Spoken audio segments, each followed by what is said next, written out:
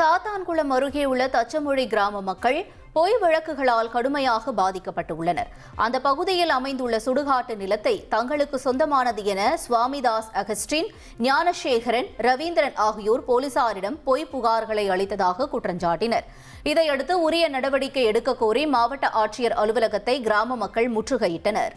சென்னையைச் சேர்ந்த இளைஞர் ஒருவர் நீதிமன்றத்திற்குள் மேஜிஸ்ட்ரேட் தெரியும்படி செல்போனில் வீடியோ எடுத்து வெளியிட்டுள்ளார்.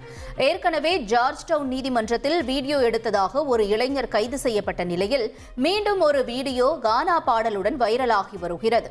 வீடியோ எடுத்து வெளியிட்ட இளைஞர் யார் என்பது குறித்து போலீசார் விசாரணை நடத்தி வருகின்றனர். கோவை கூட்டு பாலியல் வன்கொடுமை வழக்கில் DNA ரிப்போர்ட் வந்தவுடன் கூடுதல் குற்றப்பத்திரிகை தாக்கல் செய்யப்படும் என்று கோவை மாநகர் காவல் ஆணையர் சரவணசுந்தர் தெரிவித்துள்ளார்.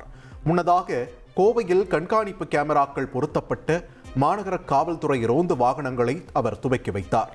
தொடர்ந்து பேசிய அவர், கூட்டு பாலியல் வன்கொடுமை வழக்கில் சுட்டு பிடிக்கப்பட்டவர்கள் உடல்நிலை சீராக உள்ளதாகவும் கூறினார்.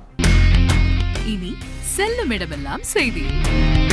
தந்தி டிவியின் வாட்ஸ்அப் சேனலை ஃபாலோ பண்ணினா செல்ல இருக்கும் இடமெல்லாம் செய்தி.